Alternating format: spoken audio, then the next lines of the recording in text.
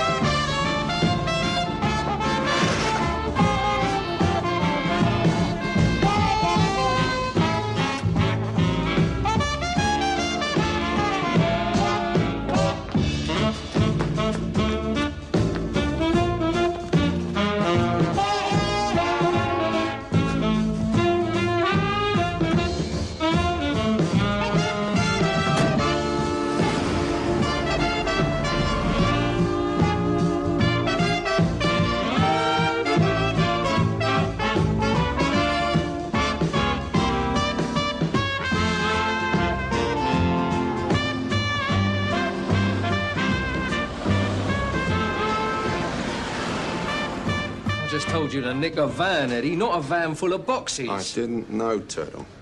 Honest. In tonight's bank robbery, police have confirmed the theft of safe deposit boxes, whose contents are thought to be worth close to £1 million. All those concerned have been arrested, but the whereabouts of the boxes remains a mystery.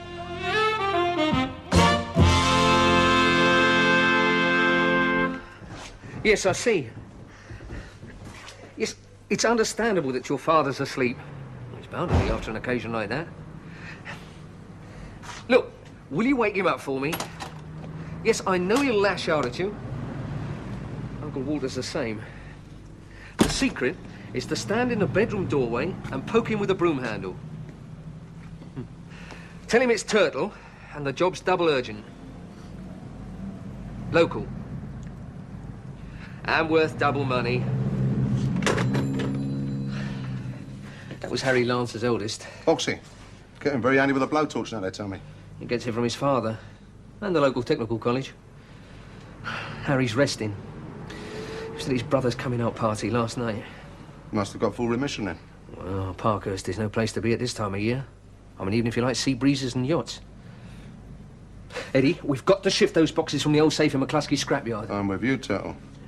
Remember what Janos said? Word for word. Herman Torch is in custody. Now, he's bound to grass on where those boxes are as soon as they've agreed to a reduction in sentence. As sure as policemen get pensions. Know it. We need to put skates on. I'm trying. I better get on with something and try and settle my nerves. How often have I asked you two not to bring your work home? One of my customers was complaining the other day about a metallic taste in my savoury mince. Well, probably his fillings were loose. That's what I told him. What do we do with the boxes, Turtle? I've thought about that. Short term. Aunt Ethel, did you manage to talk to Herbie Cauliflowers? Of course I did. First customer. His price is as scandalous, but the quality's good. Aunt Ethel, what did he say? Yes. You could have the use of his spare vegetable store. It'll cost you, though, 30 a week. Inflation everywhere you look. I'm glad this house is on a controlled rent. Best you could do, Turtle. Short notice. Yeah. We get one of these padlocks fitted to steel bars and hope for the best. I better go out and nick a motor then. Hire one, Eddie, with money. Sorry, Turtle, I keep forgetting. Yeah. Wait for Harry Lance to come to the surface. I'll go and try Charlie Wheels. His garage still does some legal work. Ah, yes. I may hum a few bars from The Sound of Music. Well, there's no need to go as far as that. But I thought you'd be pleased. The sort of missive that softens the boot leather texture of my wife's mother's breakfast eggs. From the governor of Brixton Prison. I like old George. He and I were on the same committee to improve the stabling of retired police horses. A certain Herman the Torch has some information on the whereabouts of safe deposit boxes. I inquired into the case, sir. He was arrested in a jewellery vault in Ealing, carrying a thermal lance. Now he wants to do a deal, reduce the charges, shorten the sentence. Difficult under the circumstances. Caught red-handed. Not at all. Stranger in the district, on his way to have his thermal lance repaired, poor eyesight, mistook the jewellery vault for an underground railway station, etc. Throw in domestic difficulties even. But he isn't married. They call him Herman because he goes to Hamburg for... I'm aware of the reasons he goes to Hamburg, Policeman Andrews. The Vice Squad once sent me there on a training course. He's guilty, though. Obviously. But a deal's a deal. So be respected. I'll get 2 years off Herman's sentence and then put him down for treatment by our recommended psychiatrist. His fees are a lot worse than a heavy fine. If he knows where the boxes are, won't he tell us who put them there? He'd be unwise. Grassing on property is one thing, grassing on people is another. First, nobody would employ him again. Second... I like Herman. I hope I don't have to mangle him. We've given out our Betty. Gone on to better things. Right. The motor's at the end of the street, Turtle. Clean papers, perfect running order. It was in for service. Marked Fitzgibbon Wholesale Fishmongers. Well, that was shrewd. And plain vans are always suspicious in this area. Rightly. What about Harry Lance? He rang back and he was awake, but he can't get to the scrapyard till 12. And he says his hands are shaking so much that if he used a cutting torch now, he'd singe every one of McCluskey's guard dogs. They wouldn't like that. No, who would? He got hiccups as well. Was he taking a restorative? There was the occasional glug. Port and brandy's best, with the soluble aspirin in it. My water swears by it. Herman goes before a hard magistrate tomorrow. Oh, he's bound to sing before they go to Crown Court. Let's hope you don't sing too early. Surprise evidence, innit? Well, if the buttons get to our safe first, there goes half our livelihood. I don't want to add to the unemployment statistics. I mean, plus the fact that our fingerprints are all over the boxes. To be fair, Turtle, we couldn't afford gloves at the time. He's in a gloomy mood this morning. He's even gloomier now. 2 building bricks. Jason can play with those. Drop him on his little friends. Wedged in with newspaper. Oh, and some plastic cards. Credit cards. We could practice the signatures. No, Eddie. That's riskier than shoplifting. Ever since some malevolent geezer invented an automatic camera that clocks you when you're right. I didn't realise that. No money it can. Can I have the day off? No, my lad, you can't. You'll have a bacon sandwich and a proper wash, and then go and do some honest work with your uncles. Yes, ma'am. McCluskey's scrapyard. Stock taking.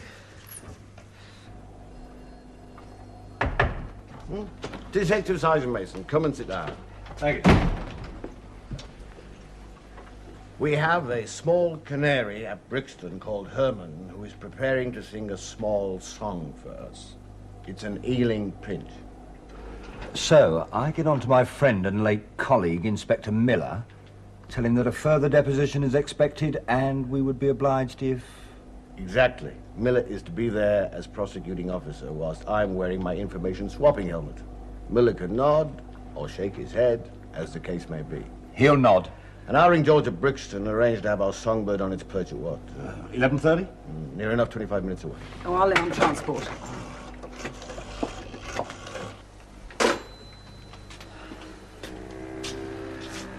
11:30. That was Oxy. His father's on his way. But give him 20 minutes at least. He's got to keep one eye closed so he can stay on the proper side of the road. Stops him looking at lady cyclists. That's why you need soluble aspirin. I'm only grateful for the emergency service. Harry was always reliable, Turtle. I was reading that this area of staff competence is one of the main concerns of management. They're right. There was this relief barmaid one year who thought bitter was a German for thank you. Here's the receipt for this credit card merchant. Was a copy anyway. Name and address. Mark Wheeler, Something Avenue, Surbiton. Surbiton, don't know the sound of that. A box is a lot of trouble to go to for a caper that's a step below shoplifting. I think we ought to go and see him. You tried too hard. That's your weakness. Look at the Proof School when you insisted on coming 45th in the cross-country race. Perhaps McCluskey's scrapyard first, Turtle. You're right, Eddie. Priorities.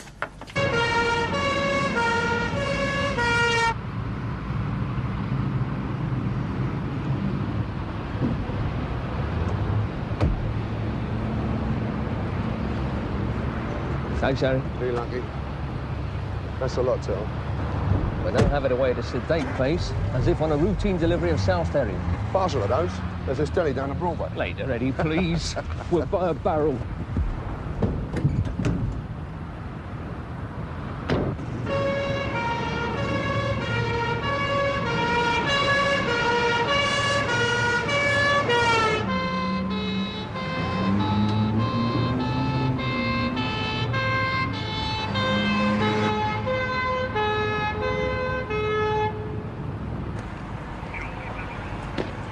Ingenious. A safe in McGlusky's scrapyard. It's a funny sort of van to be leaving a scrapyard. Do you see who was driving? No. I got the name of the firm, though. Fitzgibbon, wholesale fishmongers. Thanks, George. I'll make it up to you for all this manual labour. I'm glad it isn't every day. I'd rather be a trainee executive. Amos padlock's on his range. He got one of these special inside safety lines you asked for and stopped. Said you couldn't be too careful. I agreed. He's right. George, you stay here and supervise. Keep that tarpaulin over the boxes. And if Amos Padlock, being a Welshman, wants to look underneath, tell him it's a load of out-of-season tangerines, delicate. I'll give him my menacing scowl. I'll get the motor back to Charlie Wheels.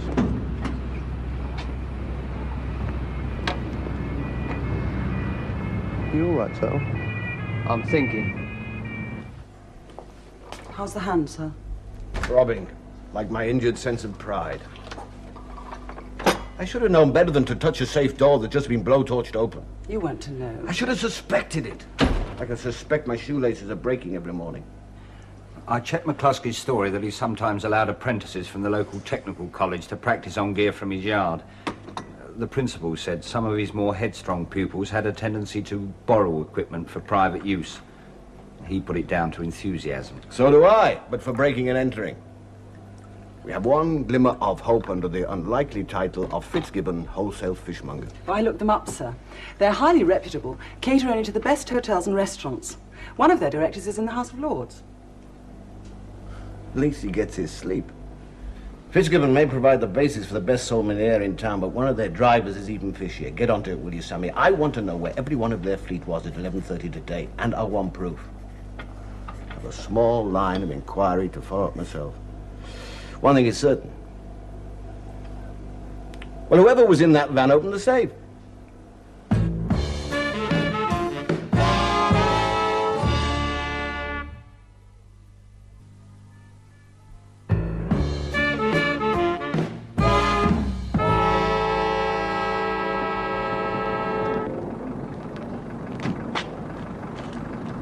There'll be a reasonable drop at the end, Mush. I know we told you, Anna Smith, but anyone can change their mind.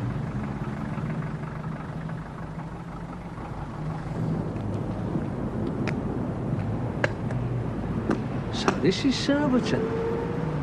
Everybody grows their own hedges. Occupies their time, I suppose. I still think we grafted enough for one day. I don't have your temperament, Eddie. Made me restless.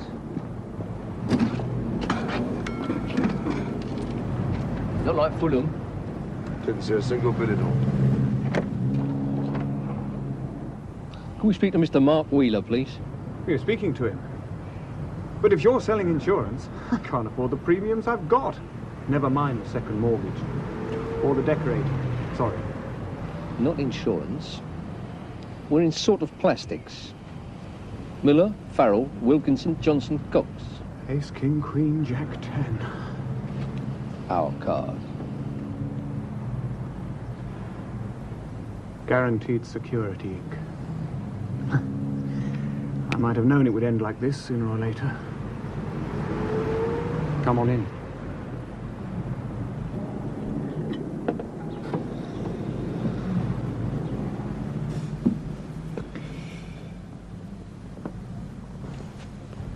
Why didn't the bank inform me when they found the box? They didn't. We did. And I suppose you work very closely with the police. We're connected with them sometimes, yes. Mostly, we prefer private transactions. Better wages. So you're not police? Oh, no. We're self-employed.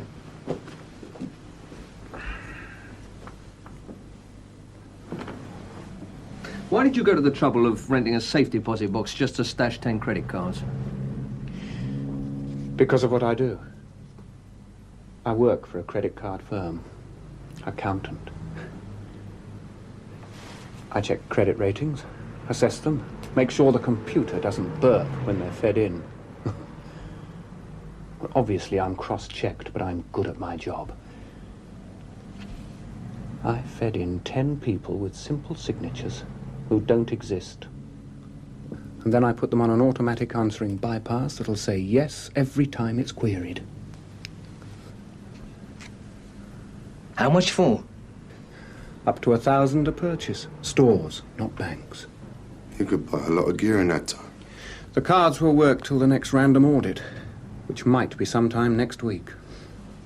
How would you get rid of the gear? That's how it all started. Somebody told me how. He was called Simpson. Well. Solly old St. John Simpson. Small world. He once conned a pawnbroker out of a gold watch. They still talk about it. When I lost the box, Simpson lost touch.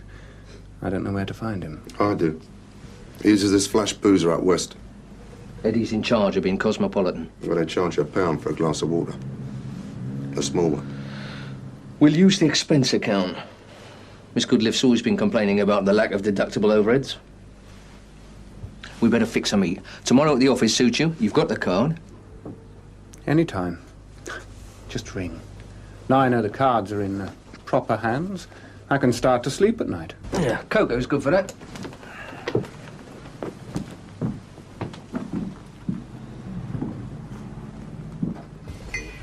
Detective Sergeant Mason phoned in. Fitzgibbon have 11 delivery vans. 8 are on the road and 3 are in for service.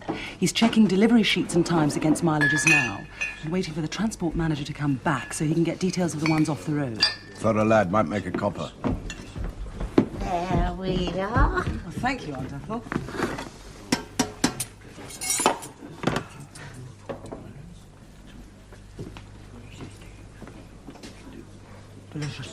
My pleasure, dear. Tell me, That's a nice coat. I couldn't really afford it. None of us can. I was in full support of your last pay request. Tell me, Auntie Ethel, where'd you buy your fish? Well, I don't serve fish, Mr. Rafferty. Most of my clientele are C of E, and it makes my warming cabinet smelly. My wife's mother cooks skate you could win ice championships on. Do Turtle and Eddie like fish? Eddie does. Very partial to the batter in Nellie's calf. Often pops down for a triple cotton chips. Turtle eats like a sparrow. Underdone toast is his favourite. They're travelling now. Won't be back till tonight, 7 at the earliest. Tell them I was asking, would you? Certainly, Mr. Rafferty. Fish would be good for Turtle's nerves.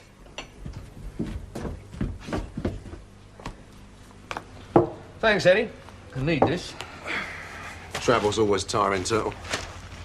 I think it was all those hedges. Unnatural. This is a project where we're going to have to instigate an intensive programme of market research. We can always ask Kirby Cauliflowers. Not that sort of market. Who's the best fence we know? Gus Railings. He gave us 50 quid for that grandfather clock we nicked before we turned executive. I shall always remember your skill in getting that onto a number 11 bus. The conductor wasn't happy. Yeah, well, those days are behind us now. I better get on a hoot at the Gus. He keeps strict office hours. Well, I suppose you've got to when you're forever receiving stolen property. Gus? Turtle, I've got a proposition for you. Baby, this ain't no load of monkey nuts to fill off the back of a lorry. See you in a robin about 7? That's how it says to do it in my business efficiency handbook. It's in a chapter about decision-making on the telephone. Never mind. You're thinking we're in a call box running out of change. No sweat, Chief. Amos Paddock said it was a pleasure to do high-quality work. Boris Mortar came in and bricked the boxes up. He was the one who wouldn't look under the tarpaulin, but I stood over him with one of his own trowels and my Sid Vicious scale. Who's Sid Vicious? I never complained about Vera Lynn, did I? You did well, George. You deserve a bonus. Can I take Sandra for the Titan pool next door to this posh restaurant where you always take Miss Goodliff? You can. Can I sign a bill? You know, debonair. Certainly. I'll ring the manager and warn him about the handwriting. Thanks, Uncle Turtle. It's not like them to be late for a business appointment, Mr. Railings. Well, it's only 10-2, Aunt Ethel, and the traffic's terrible. I worry about your rolls. No, the chauffeur's outside keeping an eye on it. I'll just get you another brandy and Lucasade. Oh, hello, boys. Good to see you. You looking sharp? Working all hours. You're looking well yourself. Well, putting on a bit of weight, but aren't we all? Except Eddie. Now, I suppose you want me to finance a caper? Nice little warehouse job. Oh, no, we're not undercapitalised, Gus. You used to call me Mr. Railings. Yeah, well, that was when all we had to sell was a grandfather clock under Eddie's arm. What you got now? 10 credit cards, untraceable. Never. Except this time.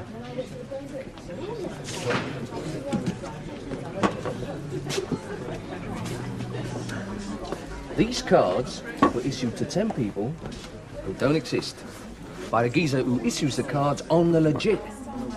That's clever. What's his percentage of the take? To be agreed tomorrow. Well, let's start with mine. I'll give you 40% of the retail value of anything you buy with those clever cards. I think that's unreasonable. I think it's greedy. This gear won't be hot. Won't even be warm. We'll even be able to provide receipts. Our accountant, Miss Goodliff, approves of those. They make life easier. I'll tell you what, I'll give you 50% and that's the best market rate going. Yeah, look, I've got a wife and kids and there's depreciation on anything, even if he's honest. I mean, the minute he walks out the shop, it's second-hand. Take your point. 50 it is. Besides, we need the benefit of your experience. Oh, see, disposing of stolen property is far more complicated than people realise. We always watch Short Taylor. That's where you spot the bargains. Now, first, when you're buying, you need a van outside so the shop don't have to deliver. Also, keep an eye on what your front man's bought. There's dishonesty everywhere. I recommend Pantechnic and Percy. I know him. We did a docks job once. Shared a flask of broth. Just got married, didn't he? Yeah, lovely girl. Hostess at the Golden Orchid. Yeah. She's goes to cookery school now. Percy was always particular. He'd appreciate a job where he can get home at nights. See, mostly he's down at Tilbury nicking these long-distance containers. Commuting's no life. Now, second storage. I'll provide that. Just to help you boys up the ladder, I've got this organic fertiliser warehouse in Harleston. The smell keeps the search warrants out. Third, what to buy. Now, this is the market research I was talking about, Eddie. I'm listening. Now, listen, you can't go wrong with portable colour television sets, then expensive radios, then cases of booze. Concentrate on these. What about furs and jewellery? I thought. No, forget it. Do you know, resale value, the dealers rob you blind. There's hundreds of bankrupt old ladies in Kensington that prove it. But mind you, I'll take antique silver. I've got an export connection. It's good for the economy. Or I'll drop the warehouse keys in tomorrow, and that's the gear I'm prepared to accept. Well, we're all at the mercy of consumer demand, Gus. Yeah. All 8 Fitzgibbon drivers are clear. Oh, by the way, the managing director was insulted by the accusation that he could have customers in Fulham. He might complain to the commissioner. Hope you told him there was a waiting list. I'm in the middle of checking the other 3 vans in for service. No need. This is the one. Sincerity Motors Limited is servicing it. That's run by Charlie Wheels. His garage is a legal front for first-night replacements. What are those? Oh, me. Youth and modern police training. Say you policewoman Andrews are going to a first night at the theatre. Soigné, elegant, driven in your escort's expensive car. It happens. Charlie Wheels has informants in most of the parking places and a team of very good mechanics. Before you're applauding the twist at the end of the second act, your escort's expensive engine will have been removed and replaced by one from a baker's van with 18 years' service. You'll be lucky to make the end of Shaftesbury Avenue. Well, that's why it's so difficult to get taxis. One of the reasons. We have dabs on Turtle and Eddie. Would you delve into the fingerprint archives? Yes, sir. Just after 7, good, on this dinner. Sammy, will you get a car and a fingerprint boffin while I make this warrant out? It always amazes me as to how you can produce search warrants like luncheon vouchers. It's a question of cultivating the right magistrates and putting a word in when it should be a charge of drunk and disorderly. Let's move.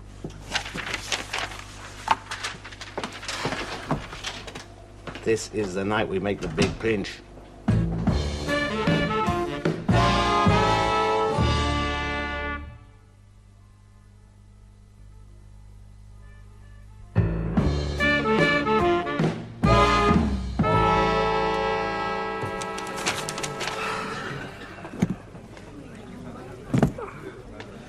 Been a long day, Eddie. Just like work. You two look worn out. Eddie, you shouldn't let him overdo it. Even Mr. Rafferty commented today, asking if he ate enough fish. Fish? Fish? Did he say fish? Oh, Attwell, can I have the telephone, please?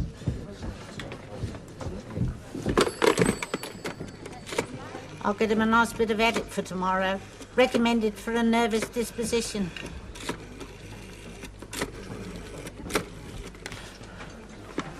Can I speak to Charlie Wheels, please? Turtle. What? Can he come round to the Robin as soon as they've gone? The garage is full of bogies, and Charlie's talking to Mr. Rafferty now. You did say it was a rush job, Turtle.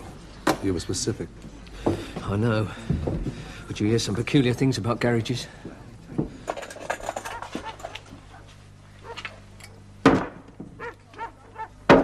Leave off, Jason. You've already dislocated my radio and I'm trying to read me comic. Tonight of all nights, when I need my relaxation, executive and romance-wise, and I've got to look after you. Will you keep still if I give you some gin?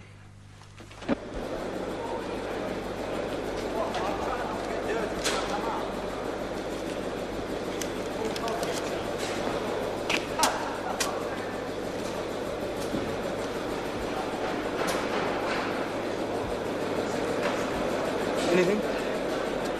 How's business then, Charlie? Building up, Super. Building up. These surgical geezers can get parts for somebody's art easier than we can lay our hands on a foreign carburettor. But we flog away. Flog is right. And all our second-hand vehicles are under guarantee. I'm sure they are. They haven't been second-hand for very long. We were commended by the AA. I respect their judgment. The vehicle's put in for gearbox repair, sir. It's been completely unserviceable. The mileometer figures correspond exactly with those on this docket that the transport manager gave me. What's interesting, it's been completely cleaned and polished. No prints anywhere. Inside or out. Why should that be, Charlie?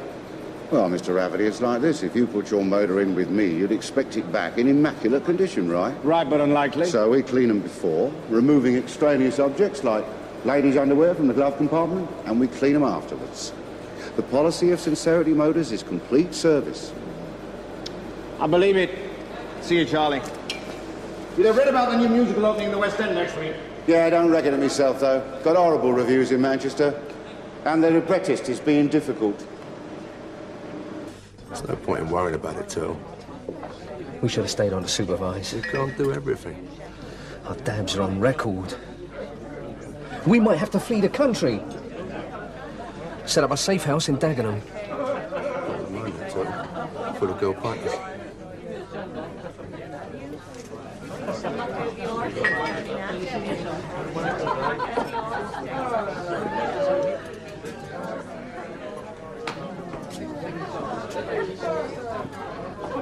Did like you said, Turtle. You could have eaten your dinner off any part of that motor, including the exhaust. I even got somebody from Pierre's salon to shampoo and blow-dry the upholstery.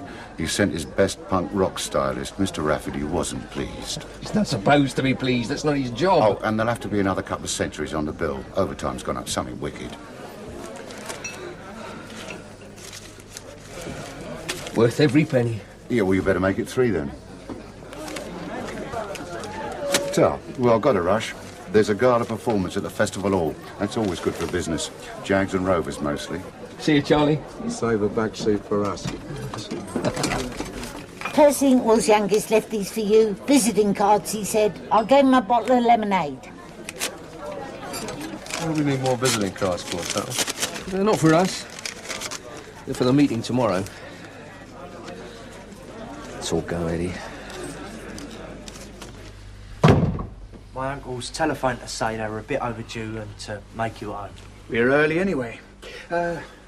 My name's Wheeler, and this is Mr. Simpson. St. John Simpson. I presume you're the office boy? I'm a trainee executive. Really? What a strange class of person one meets in commerce these days. Oh. Look, put this on a hanger, would you? There's a good chap. It is, after all, cashmere. Not that you'd know.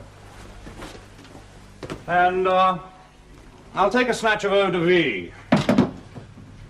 If that rather tasteless-looking object there is a drinks cabinet, and you can read the labels. You want to watch your lip. Oh, my Uncle Eddie will give you a seeing to that'll last you a month. Oh, longer even. Just keeping in practice. George. Oh, yeah. You see, George, the ruder you are to floor managers and waiters, especially when your credentials are dicey, better service you get. I remember that. Start with a Chinese takeaway. The crispy noodles have been a bit limpy lately. It'll work. I drink scotch. I'll have Uncle Turtle suggested a Chippendale with you, Mr. Wheeler. Campari, gin, Angostura, creme de menthe. Oh, and ice stiffens your legs. I had 3 once and I was on crutches. Yeah, be careful of that, please, George. My working outfit. In that? What sort of outfit? Oh, self-defense against automatic cameras. Wigs, scarves, different ties. False moustaches? Only if pressed. They affect my sinuses. I wouldn't want my true description circulated now, would I? They never get it right, Mr. St. John. The one up me at a proof school said, Wagstaff size are set so close together that he is an obvious victim of double vision. Mum and Sandra think I'm handsome. Who am I to argue? Willie Chat said he'd make some inquiries and ring us back in 10 minutes. He said the organisations we wanted were mostly transient. He'd know. Must be a good customer. We've never needed a crooked answering service before. They're not crooked, accommodating. Hello, Percy. How's it going? Can't complain, Eddie. Decent load of export carpet the other night. Reasonable Pantechnicon as well. Carpet slippers, clean towel and soap in the cab. Hello, Turtle. Hello, Perce. What do you think of the job? Oh, it's a doddle. It's a nice holiday for me. Working with mates, top wages, keeping regular shopping hours, back to the old crackling by 7, some grub, cowboy picture on the telly, and performing as an hot water bottle by 10. Lovely. We'd heard you just got married. Yeah. Oh. Hello, Willie. Right. Oh, you on, Willie? Much obliged. Sorry, Perce. Details. It's all his handbooks. Congratulations, Percy. All my best to the lovely lady. Any little ones on the way yet? No, not yet, Aunt Ethel. We thought so when we got spliced, but the gynaecologist said it was indigestion. Don't take too long about it. When I think of the comfort my little Georgie's been to me since my Walter was unavoidably detained. He's in solitary again, Turtle. Bit the governor's dog. Always pays to go to a good dentist. Who's the front man on this tickle? Sonny old St. John Simpson. Oh, he's good. Very good. And smooth. Bit too smooth. That's my feeling, Percy. Keep an eye on him. Wouldn't know. I will as well. I'll count the receipts. The Americans already bought London Bridge. Ah, yes, George, but you see, they thought it was Tower Bridge.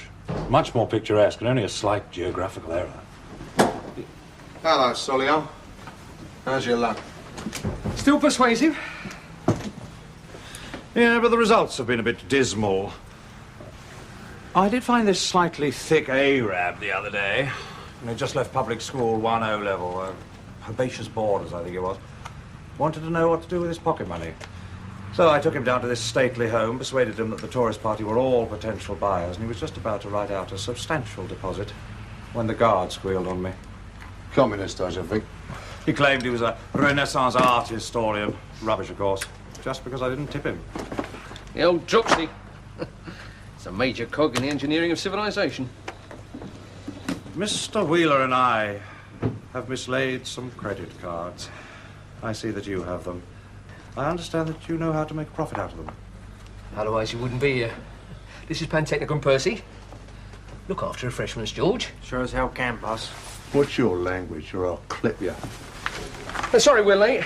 We had to find a cooperative answering service. Why? I was reading this article about the advantages of bulk purchase. especially for sales directors who are lashing out on gears and incentive for their sales force. You know, colour telly a month for the geezer who sells the most cornflakes. It's common practice, but what good does it do us? These cards are worth 1,000 in every shop that Solihull hits. Now, I prefer syndrome. Every shop that Solihull hits, right? Right. And the computer nods his head at any queries. And at the same time, and with the gear that's been ordered from us, it would look very dodgy for any individual on his Todd to order the full amount. Unless he's a sales director. Yes, you've got a point there. That's 300 at the most. Well, not now. Percy Inkwell has just appointed Solihull here, in his capacity of Miller, Farrell, Wilkinson and the rest, as a sales director. Surely a maximum order will be queried with the firm. Yes. Now, you've got us covered on this obedient computer. I've got us covered on bulk purchase. If some nosy manager rings up and says, "Isn't Mr. Wilkinson your sales director?" There's this very acid lady. Voice like Eskimo Nell.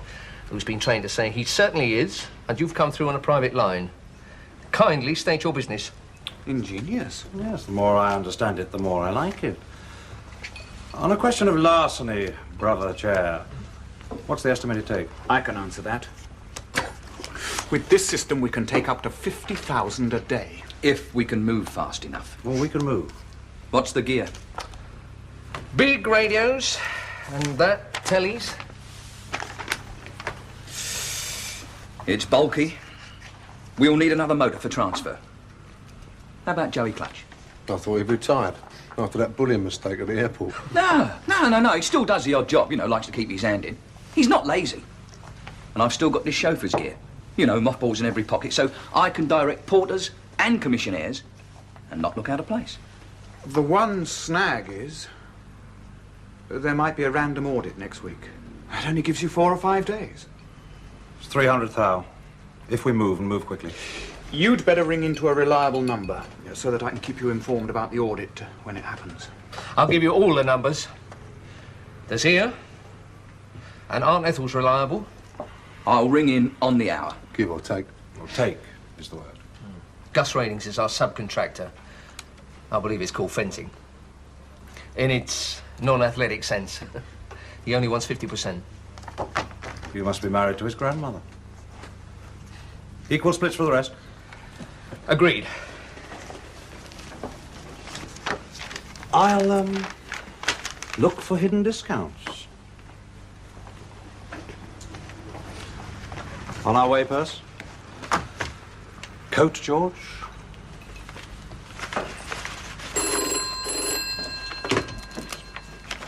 Yeah? Right. There's a car and driver waiting for Mr. George Wagstaff. Tell him the Fulham grappler's on his way. I'd better get back to the office. Well, you'll need this.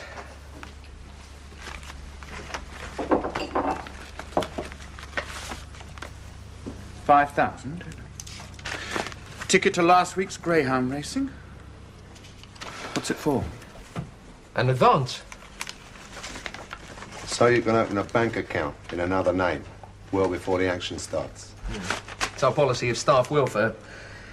Besides, if the worst comes to the worst, you can always disclose it and impress the jury with your credit status. Well, thanks. Oh.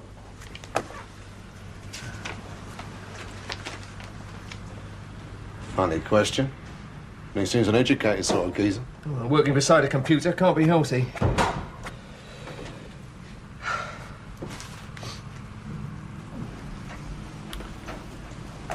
I think I'll take a couple of days off, Turtle. Travel over to Putney later. Phyllis has got a new routine to show me. The one with a tango and a tattooed lady tights? That's the one. It was all right. Good idea. I'll mind the shop. I haven't opened last week's Economist yet.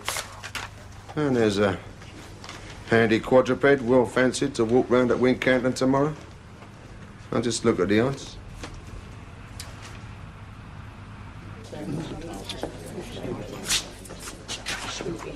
I wish you'd stop your pacing, Mr. Raylins. You'll do your arches a mischief.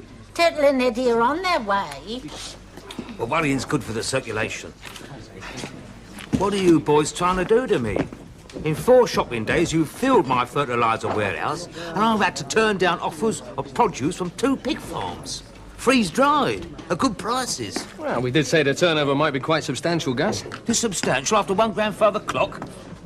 Look, I'm more worried about the 2 Pantechnicons parked outside your warehouse full of gear. Would you think I'm not? They're ruining my image. Besides, they're diluting the flavour of the premises.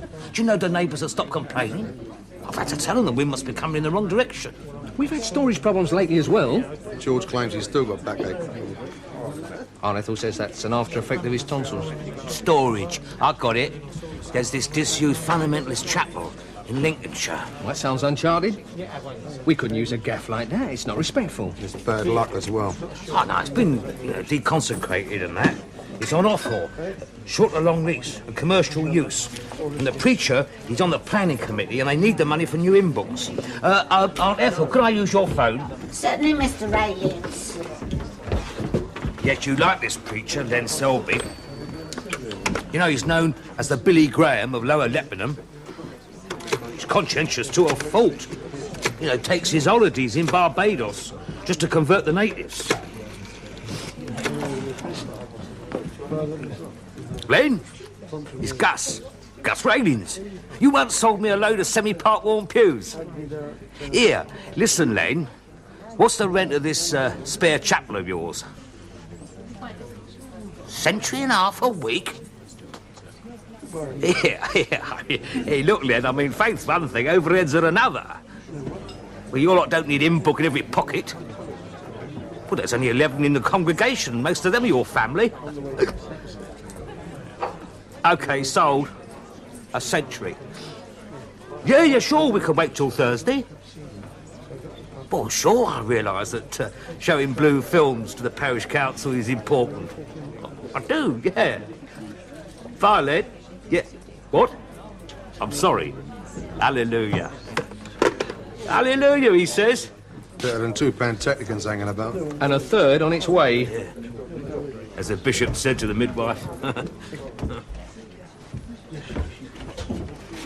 And it's good news for electronics. An industry spokesman said today that there'd been a gratifying surge in the purchase of portable colour television sets and high-quality radios. This gratifying, eh? surge shows the growth of British publicity industry in this field.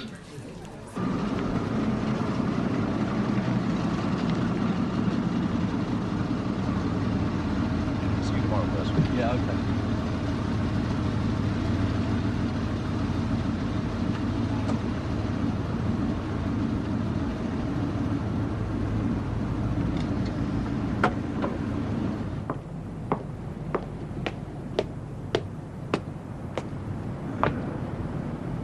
Been waiting long, Cudgel?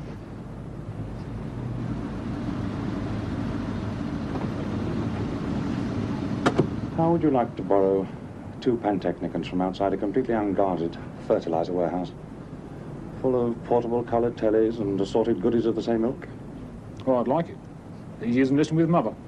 When? About 3 hours. Oh, I know where to get hold of the jawbone. Who are we borrowing these lorries from, then? Well, loosely, I suppose you could say, Turtle and Razor Eddie. Eddie? Oh, there's talk he's out of practice, but still. Is there enough in it for us to sign up Ozone? If only for insurance. Simpson's been cadging Florence for the Utah on and off all day. And when I left him, he was at a meet with Cudgel. Cudgel? Same line of business as Percy here. Foreign vehicles full of valuables. When he isn't thumping people along with his teammate. The jawbone. Very handy right footer. To the kidneys. Cudgel favours a double ear grab. Bit technical for me. That Soliol's a snake in the grass. They go together, Turtle. I'm not grassing. I just want my fair share of the wages I've earned. That's a proper moral stance, Perce. As endorsed by Mrs. Thatcher and Len Murray. When do you think they'll move? Quick. He's an impulsive geezer. We'll be even more impulsive.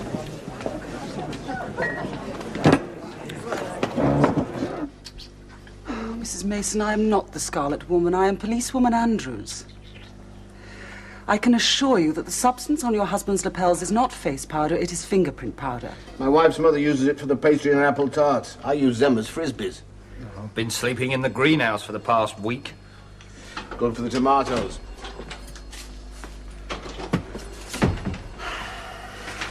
Thanks. What's that, Sammy? Yeah. Our routine all-out circular on a suspected credit card fraud. West End. None of our business, thank God. He's not available at the moment, I'm afraid, Mrs. Mason. He's collating a dismembered torso. Yes, I'll pass on your understanding and forgiveness. Oh, thanks, Suze. All right, I'll absorb this while I rule down the pub. Get him falling down, sir? Policeman's lot is not a happy one.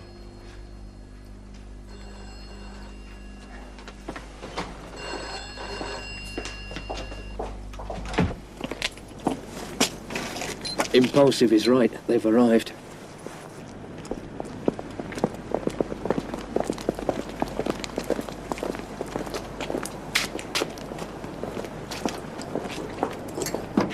That's ozone with them. I better come with you. No. I'm at a department in charge of discouraging people, Turtle, right? Right. With excellent references, right? None better, Eddie. So Percy stays here. He's only recently married. Division of responsibilities. Well, I hope they don't divide Eddie.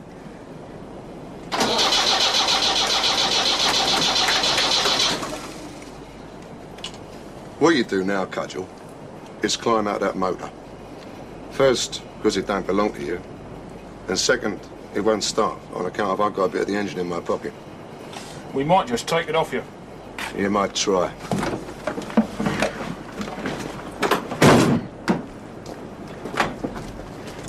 Hello, Ozone. I won't ask how your luck is. It's gonna get worse. Oh, I'm glad that's not me. Eddie's using both hands. He has to. I'll therefore insist on a knife and fork.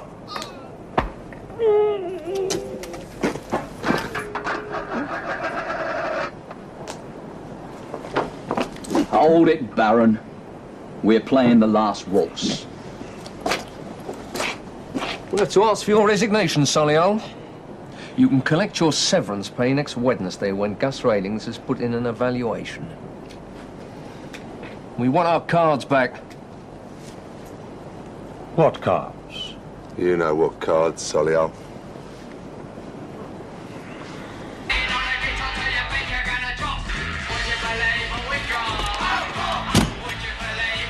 What's all this noise? Concert, Mum. The Screaming Boneheads. We've already got one. Where's Jason? Somewhere under here. Poor little Precious. He's overtired again. Yes, Mum.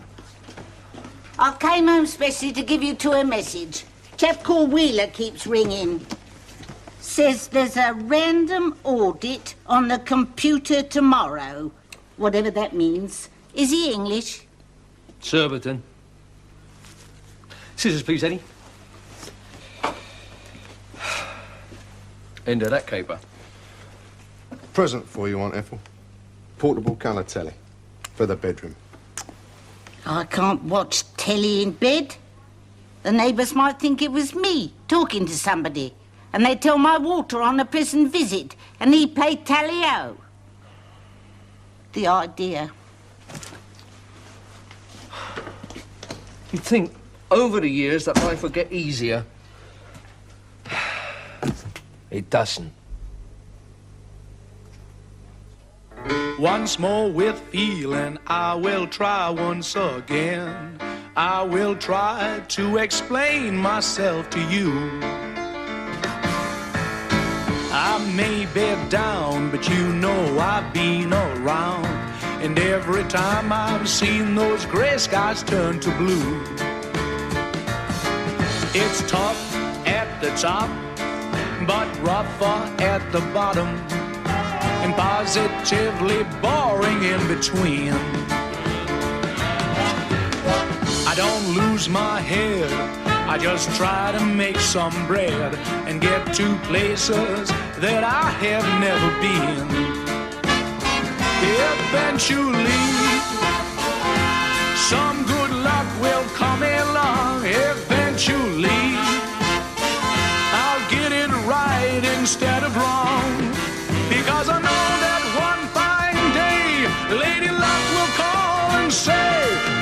Mr. Muggins, Mr. Muggins, Mr. Muggins.